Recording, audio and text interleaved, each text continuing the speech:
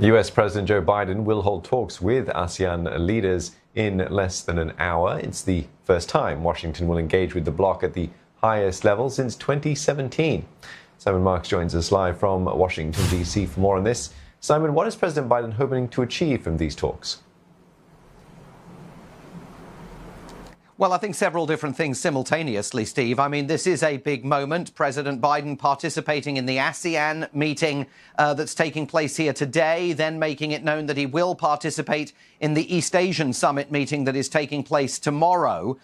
This, as you said, the first time since 2017 that when Donald Trump ducked out of the ASEAN meeting, that an American president has chose to signal engagement with the bloc. In the words of a top U.S. official, the president's participation in these summits demonstrates our commitment to the region and to a free and open Indo-Pacific and to supporting the security and prosperity of our partners. It's absolutely clear that China is going to be a central issue during the course of these conversations, especially given that the Biden administration has now completed its review of U.S. trade policy towards China and more broadly is seeking to put together that coalition of democracies on the world stage to confront and chide Beijing on issues with which the Biden administration disagrees with the Chinese leadership. But it's also evident that the AUKUS deal, that submarine deal between the US, the UK and Australia,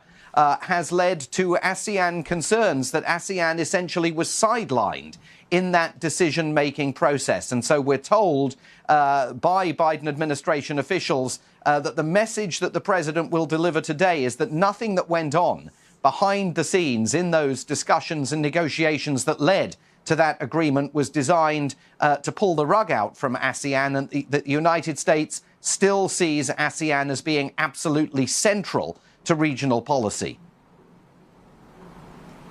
Yes, and if you could elaborate a bit more on that, Simon, why does the US see ASEAN as such an important partner, seeing as the previous administration didn't spend so much time over here?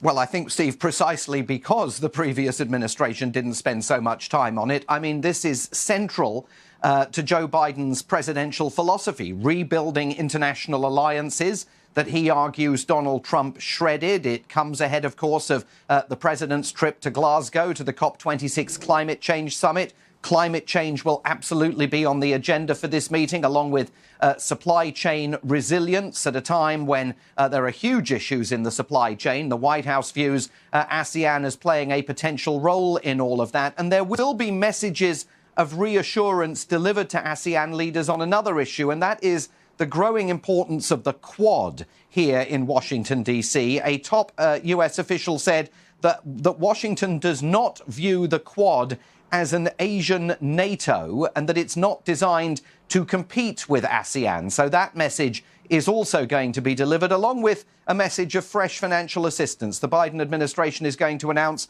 $102 million in fresh funding to expand the U.S. strategic partnership with ASEAN.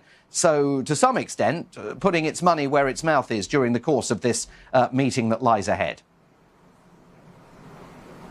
Many thanks for getting us up to speed. Simon Marks from the U.S. Capitol.